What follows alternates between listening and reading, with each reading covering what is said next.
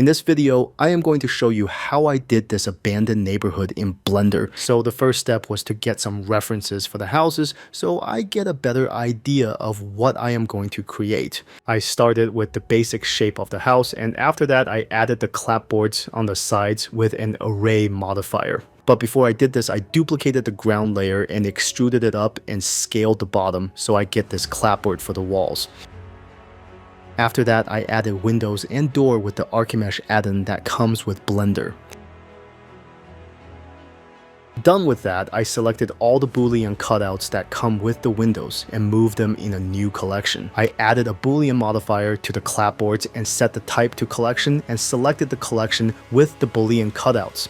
The next thing I did was add extra details like a porch, window edges, and house trims. I highly recommend adding house trims because it makes a big difference.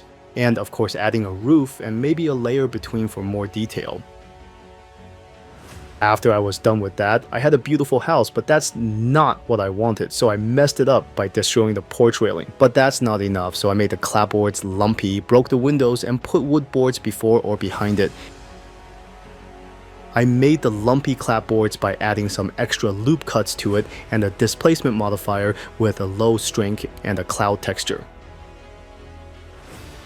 After I was done with the house model, I started texturing the different parts. I had never done this kind of texture painting before, so this video from Blender Guru really helped me a lot with the texturing and building the houses. I linked it in the description.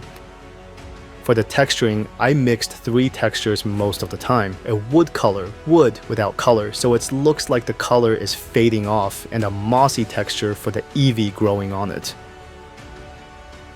I painted the mossy texture in the corners, edges, and around different parts of the house. I faded the wood texture around the windows, doors, and some random spots. It's important to keep an eye on references because adding these textures to random spots would not look so good because it's not realistic and wouldn't make any sense.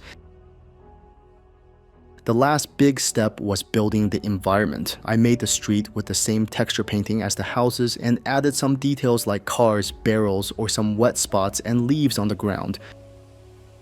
Because the cars I found online were really high poly, I used the Load Maker add-in from this guy, which really helped me by reducing the poly count. I linked it in the description. So the last things I did was adding electricity poles from Polyhaven and adding the houses I made before. For the lighting, I also used a HDRI from Polyhaven because they give the most realistic results.